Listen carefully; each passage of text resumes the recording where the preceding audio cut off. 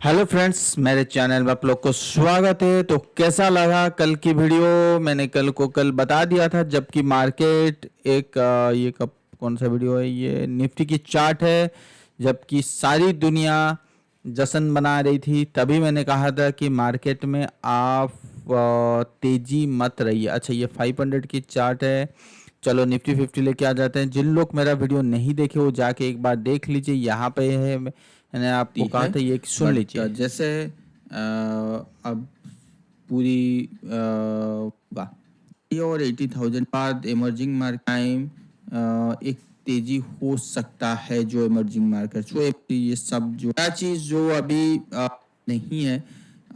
ये जिन लोग chart read कर रहे हैं यूएस मार्केट पर जाएगी। एस&पी अगर तेजी हुआ एंड पैटर्न बन, और यहाँ पे जो जो स्टॉक मार्केट हो, क्या कहते हैं और वो अभी 3 से 4 करोड़ मेरे हिसाब से एक बहुत बड़ा क्रॉस हो सकता है, क्योंकि चाहिए पॉसिबल इज दैट किसी और अबाउट क्वार्टर में आता है। ऐसा कुछ तो इंडियन मैथ है, उसके सबसे बड़ा इवेंट था वो खत्म हो चुका है। सबसे बड़ा इवेंट था।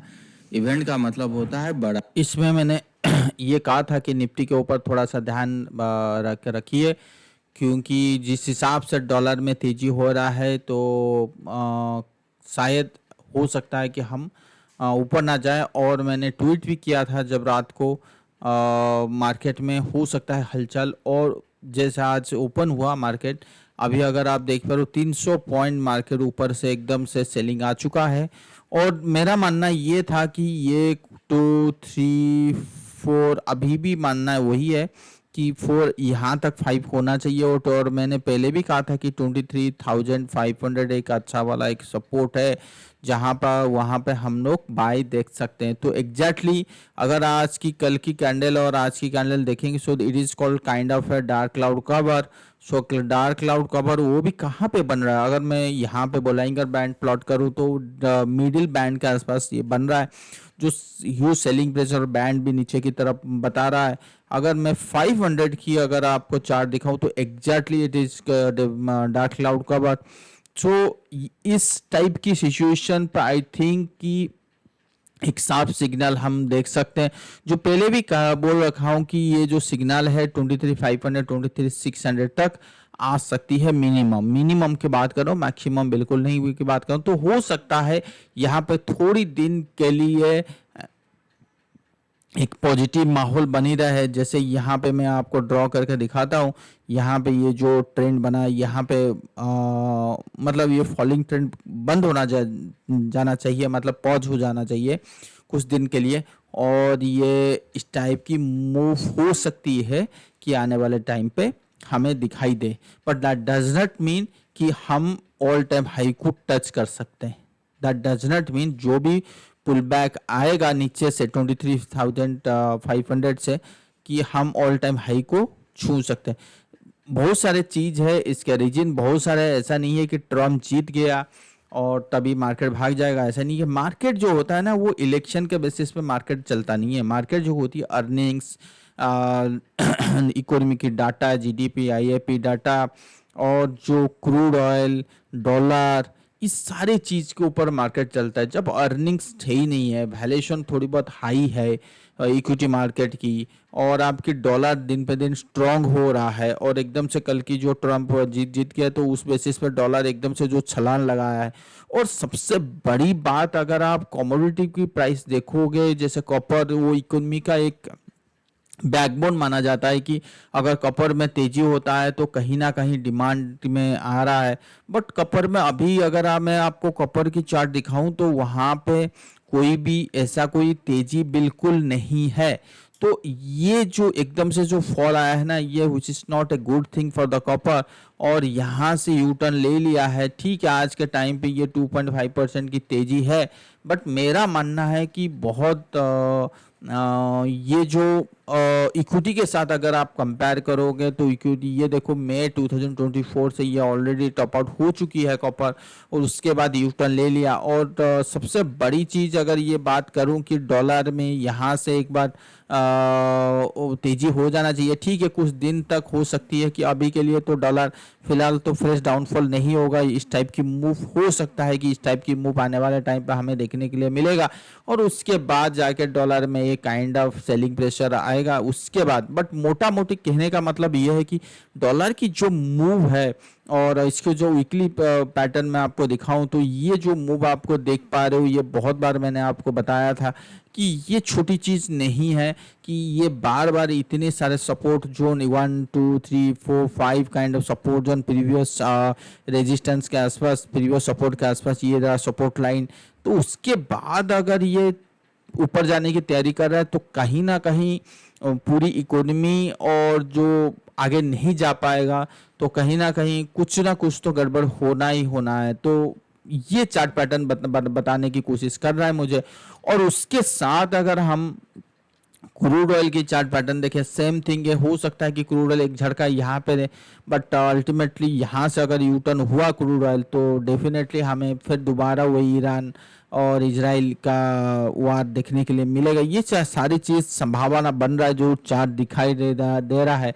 और कॉपर की तेजी ना होना ये भी एक इंडिकेशन है कि मार्केट में कुछ तो है जो अभी पकड़ में नहीं है। अभी बुल में बैठना बिल्कुल नहीं है। देखिए बुल में तभी बैठेंगे इलेक्शन के टाइम पे, तभी बैठेंगे बुल में जब आपको पता लगेगा कि मार्केट एक वैल्यूएशन पे के आसपास खड़ा है। जब आपका हाई वैल्यूएशन पर, चाहे वो हमारी इक्विटी मार्केट की बात करो, चाहे इंडियन की बात करो, चाहे यूएस की बात करो, किसी की बात करो, तो हाई वैल्यूएशन उसको देखो, जीडीपी टू मार्केट क्या है 180%, 150%, मतलब ये सस्टेनेबिलिटी नहीं है। और आपके दिमाग में सुन रहे होंगे कि 300 समथिंग का बिलियन वो कैश में बैठे हुए वारेन बफेट, ये देखो रातों रात होता नहीं है। कैश में कोई भी एक बड़ा इन्वेस्टर, बहुत बड़ा फंड हाउस जो है उनके, वो रातों रात $300 बिलियन लेके बैठता नहीं है, ठीक है ना। ये चीज़ हमेशा याद रखो। और सबसे बड़ी चीज़ है कि उनका इतने सारे पैसे में बैठने का मतलब ये नहीं है कि मार्केट यहाँ पे बहुत टॉप है और बहुत बड़ी वाली गिरावट आ सकती है जो कभी भी नहीं हुआ, ऐसा बिल्कुल नहीं है। ऐसा क्यों होता है? जब आप कैश में बैठते हो, कैश इज किंग, तब आपके पास फंड होता है, कैश के इक्विवेलेंट फंड होता है।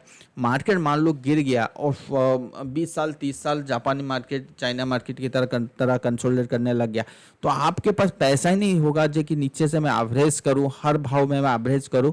तो पैसा बहुत बड़ी चीज़ होती है। और जैसे मैंने कहा कि 1929 से लेके आज अभी तक, मतलब यूएस मार्केट में इतनी बड़ी मंदी अभी तक नहीं है, बट बीच बीच में 7-8 साल का वो मंदी था, बट बड़ी वाली तो आज नहीं तो कल आएगा ना, तो इसके लिए ही प्रिपेयर कर रहे हैं।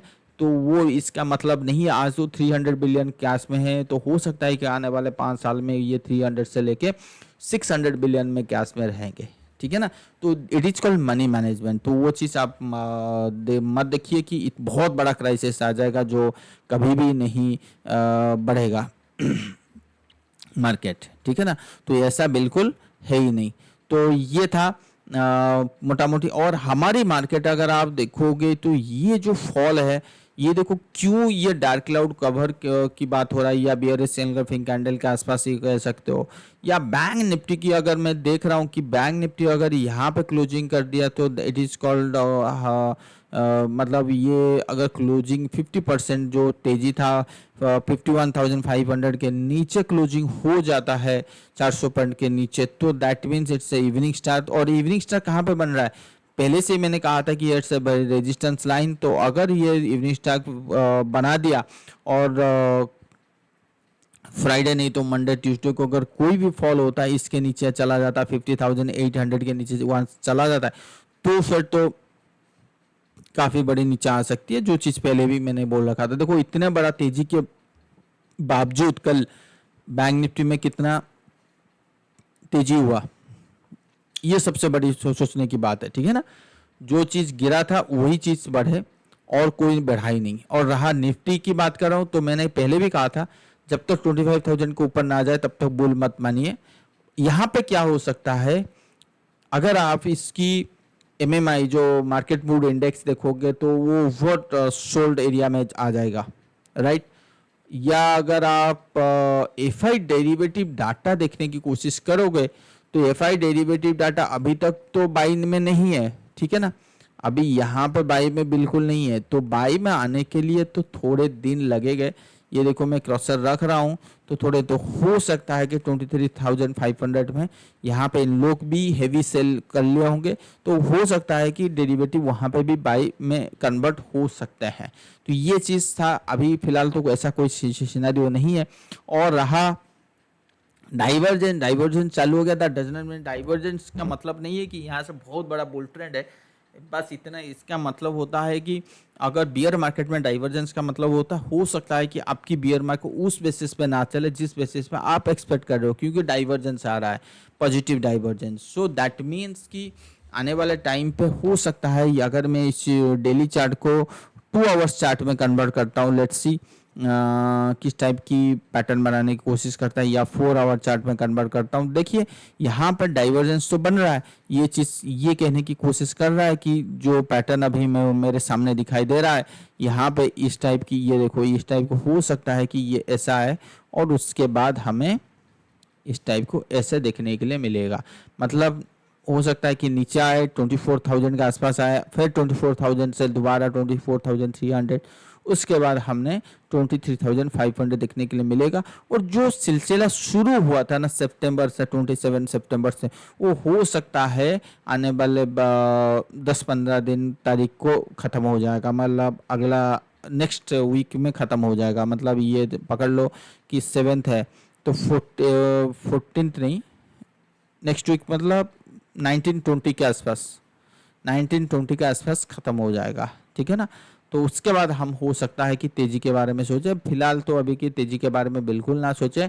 और जो भी आपके दिमाग में आ रहा होगा कि तेज़ी करें, सो तेज़ी मीन्स अगर आप स्विंग ट्रेडिंग कर रहे हो फॉर 4 to 5%, सो यहाँ पे आप पोजीशन बढ़ा सकते हो।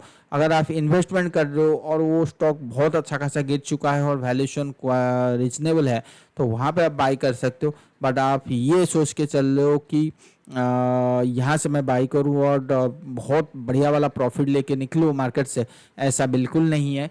क्योंकि क्योंकि इसका एक ही कारण मैं बताता हूँ, यहाँ से आने के बाद मैंने एक बार बोला था कि यहाँ पे जाएगा, फिर दोबारा हमें सेलिंग प्रेशर देखने के लिए मिलेगा। तो ये सिलसिला अभी चलेगा, क्योंकि इसका रीजन बहुत बड़ी चीज़ है। क्योंकि आपका जो ये माना जाता है कि ट्रम्प जैसे प्रेसिडेंट बनेंगे तो फेड के लिए आसानी होगी, तो रेट कट भी स्लो होगा। हो सकता है कि रेट कट फास्ट हो, बहुत लोग कह रहे हैं रेट कट स्लो होगा, बहुत लोग कह रहे हैं रेट कट फास्ट हो। तो बट उनकी जो प्रेसिडेंट कुर्सी वो बैठेंगे वो जनवरी 20 तक, तो जनवरी 20 तक अब तक तो कोई डिसीजन नहीं होगा ना, और मार्केट तब तक गिर गिर जाएगा। और जनवरी 20 के बैठने के बाद ऐसा नहीं है कि जनवरी 21 या जनवरी 30 को, 30 जनवरी या फरवरी को आके अनाउंस कर दें कि ऐसा हो रहा है वैसा हो रहा है। नहीं, उनको समझने के लिए तो 2-3 मंथ चले लगेगा। तो मोटा मोटी अगर हम बात करें ना, तो हमारी यहाँ पे फरवरी जो बजट आ रहा है या मार्च एंडिंग, इसी में कुछ टर्निंग पॉइंट हो सकता है। अगर इसमें नहीं हुआ तो डेफिनेटली अप्रैल में जो अर्निंग्स आएंगे तो चांसेस बहुत है कि वहाँ पे अर्निंग्स जो है अच्छा खासा होने वाला है, मतलब बहुत अच्छा ठीक ठाक होने वाला है। तब तक अगर गिर जाएंगे तो मैं आपको टाइम पीरियड बता दिया, या हो सकता है कि फरवरी बजट, नहीं तो मार्च में ही वो आ सकता है, नहीं तो फरवरी टू मार्च में ही कोशिश करेंगे कि उस टाइम पे उनकी पैटर्न क्या है, मतलब निफ्टी की पैटर्न, यूएस मार्केट की पैटर्न, तब जाके उसमें तेज़ी के बारे में सोचेंगे। बट अभी इसी टाइम पे बिल्कुल नहीं है, जबकि आपके डॉलर स्ट्रांग हो रहा है, अर्निंग्स खराब है। तो इस माहौल में कोई बनता ही नहीं, कोई सेंस नहीं बनता है कि एक स्टॉक को हम बाई करके बैठे रहें और उसमें Indian longest term story, India longest term story को लेके जाप करते रहेंगे। ये कोई तरीका नहीं है ना, ठीक है ना। तो ये था। और आज की तो मार्केट आपने तो देख लिया, देख रहे हो भी मेरे सिस्टम से। बस मैं तो कन्विंस नहीं हूँ, मैं पहले भी कल भी कहा था, आज भी मैंने बोल दिया हूँ। और दूसरी चीज़ यहाँ पे अगर आप यूएस मार्केट के बारे में बात करोगे तो यूएस मार्केट में एकदम से जो कल की जो छलान आया था, तो देखो यूएस मार्केट वर्सेस अगर ये मैं इंडियन मार्केट की बात करूँ तो एक चीज़ मैं आपको दिखा सकता हूँ कि US market versus Indian market, right. तो इंडियन मार्केट, ये रहा इंडियन मार्केट, और मैं वर्सेस यूएस मार्केट को करता हूँ, और इसकी तो ये क्या क्या समझ में आ रहा है कि जब जब यहाँ पे डाइवर्जेंस होता है ना, तब तक मार्केट में एक काइंड ऑफ, ये देखिए ब्लू कलर जो है निफ्टी है, और जो रेड कलर है वो एस&पी है। यहाँ पे देखिए ब्लू कलर जो निफ्टी है, यहाँ से क्या हुआ, वो लोए लो बना, मतलब ऊपर ये हाई ब्रेक ही नहीं कर पाया। बट उसी टाइम पे अगर आप चीज़ों को देखोगे, ये रेड कलर जो एस&पी है, यहाँ से वो हायर हाई चला, सो it is called negative divergence. उसके बाद हमने बहुत बढ़िया वाला सेलिंग देखने के लिए मिला, और यहाँ पे अगर और थोड़ी सी देखोगे, यहाँ पे हमें क्या मिल रहा है कि एस&पी में लो मिल रहा है, बट जबकि निफ्टी में लो नहीं मिल पा रहा है, हायर हाई मिल रहा है। So it is called a bullish divergence. So अभी का टाइम पे एग्जैक्टली वही हो रहा है। अगर आप अगर देखोगे तो एग्जैक्टली यही सिचुएशन बन रहा है कि यहाँ पे अगर आप क्रसर रखोगे तो it is called higher high kind of situation in the US market, और हो सकता है कि हमारी इंडियन मार्केट हो सकता है कि यहाँ पे कंसोलिडेशन करके फॉल हो, और 23,500 में के जाके यहाँ पे एक तेजी हो। बट क्या है, उस हाई को उसने क्रॉस नहीं कर पाएगा। अगर क्रॉस नहीं कर पाया विद इन 15 डेज या विद इन मतलब ये आपका नवंबर ख़त्म तो हो जाएगा, इसमें मैं जा कर पाऊँगा नहीं कर पाऊँगा, हो सकता है कि दिसंबर एक हफ्ते तक उसके पास टाइम होगा कि भाई कर, जो करना है कर। उसके बाद हो सकता है कि मार्केट में यू टर्न हो सकती है, क्योंकि ये जो सिनेरियो बन रहा है which is not a good thing, क्योंकि प्रोबेबिलिटी ये डाइवर्जेंस आना चालू हो चुका है। चाहे वह एस&पी वर्सेस निफ्टी ले लो, एस&पी वर्सेस डॉलर ले लो, एस&पी वर्सेस कॉपर ले लो, एस&पी वर्सेस अदर अर्निंग्स रिपोर्ट ले लो, तो ये सारे इंडिकेशन करता है कि मार्केट एक हाई वैल्यूएशन पे जा चुका है, और मार्केट को अभी चाहिए क्या, मार्केट को अभी चाहिए रेस्ट, राइट। तो ये था हमारा पूरी मार्केट के ऊपर कहानी। और इंडिया और यूएस मार्केट की बात करें तो यहाँ पे मैंने एस&पी डाउ जोन्स सब रखा हूँ, तो हो सकता है कि थोड़ा बहुत और ऊपर आ सकती है। यहाँ पे मैं बस अभी क्या है ना, ये देखो वर्ल्ड जो डाउ जोन्स ग्लोबल है, ये थोड़ी दिन के लिए तेज़ी होने की चांसेस बात हो रही है, 1% की तेज़ी हो सकती है। बट ये कहना है कि यहाँ इनकी मार्केट किसी भी टाइम पे यू टर्न हो सकता है। तो हो सकता है जैसे मैंने कहा कि नवंबर जाके, ये नवंबर चल रहा है तो दिसंबर को फाइनल तो हो सकता है कि यहाँ ऊपर जाए, फिर ये कंसोलिडेशन करके और दिसंबर में जाके फॉल हो। तो इसका ये मतलब नहीं है रातों रात फॉल हो जाना, क्योंकि रातों रात अगर बात होती है वो 5 मिनट के चार्ट को देख के बात होती है। मैं डेली के चार्ट के बेसिस में बात करता हूँ, और डेली के चार्ट के बेसिस में एटलीस्ट आप अपने पोर्टफोलियो को साइजेबल, मतलब जो जहाँ पे बेचना है बेच सकते हो, जहाँ पे खरीदना है खरीद सकते हो, वो चीज़ है। गोल्ड में जिसने मेरा वीडियो नहीं देखा वो एक बार जाके देख लिए, तो मैंने कहा था कि यहाँ पे अगर इन्वेस्ट करना है तो फॉर द टारगेट 30,000, और दूसरा जो पैसा लगाना है वो 2400। और गोल्ड अच्छी तरह से नीचे आ रहा है, विच इज़ मतलब मैं तो स्पेशली बहुत खुश हूँ। और सिल्वर में बहुत बड़ा फॉल आया था, तो सिल्वर में जो एक्चुअली जो बाइंग सिनेरियो आ रही है वो 2710 के आसपास आ रही है, तो यहाँ तक आने दीजिए, उसके बाद देखेंगे। कॉपर में एकदम से जो ब्रेकडाउन हुआ है कल का स्टेज में, तो मुझे नहीं लगता कि कॉपर में एकदम से तेज़ी आ जाएगा। ठीक है, अभी फ़िलहाल तो हो रहा है, फ़िलहाल तो तेज़ी है, बट कहीं ना कहीं मुझे ये लग रहा है कि मार्केट में जो कॉपर में इस टाइप की मूव हो सकती है अभी के लिए, कॉपर में स्पेशली,